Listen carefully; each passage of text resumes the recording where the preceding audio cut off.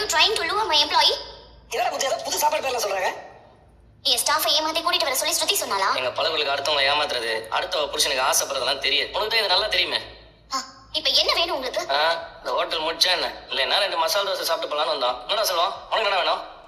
எனக்கு 2 புரோட்டா, அப்படியே ஒரு கொத்து புரோட்டா, அதுல 2 முட்டை எக்ஸ்ட்ரா. ஆமா இருக்கா? நீங்க சாப்பிட வரலன்னு நல்லா தெரியும். உனக்கு எல்லாம் தெரிஞ்சு நீ ரொம்ப ராங்கா இருக்கியே. நான் என்ன பண்ணேன்? அதான் நல்லா இருக்கிற புருஷன் முன்னாடி நடுவில் வந்து ஏழரை கூட்டிட்டு இருக்கே. ரவி ஹோட்டல் கண்டு எவ்வளவு உழைச்சிருக்கான். அவன் வாழ்க்கையில ஏன் விளையாடுற? யூ ரைட் முத்து. ரவி எனக்கு நிறைய நல்லது பண்ணிருக்காரு. ஹி இஸ் வெரி ஸ்வீட் காய். ரொம்ப நல்லவர். அதனால தான் நான் அவரை லவ் பண்றேன். ஏமா கல்யாணம் ஆனவமா? So what? மேரேஜ் ஆனவங்கள லவ் பண்ண கூடாதுன்னு ஏதோ ரூல்ஸ் இல்லையே. ஏமா இது சுத்த பைத்திய கட்சியா போல இருக்க? பைத்தியம் தான். ரவி மேல. சும்மா மத்தவங்க பேசிட்டு இருக்க மாதிரி என்ன பேசிட்டு இருக்கா சொல்லிட்டேன். என் பொறுமையே ஒரு அளவு தான். ஒழுங்கா நீ பண்ண வேலைக்கு ரவி பொண்டாட்டிட்ட வந்து மன்னிப்பு கேட்டு ரவி லவ் பண்ணலன்னு சொல்லிடு.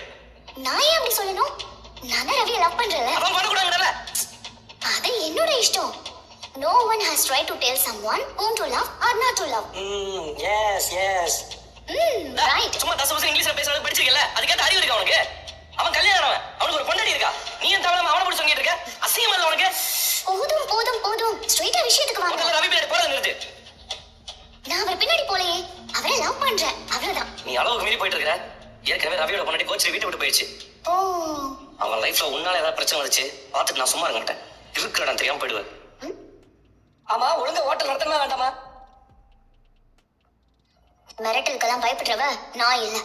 நான் மிரட்டல, நடக்க போறத சொல்றேன்.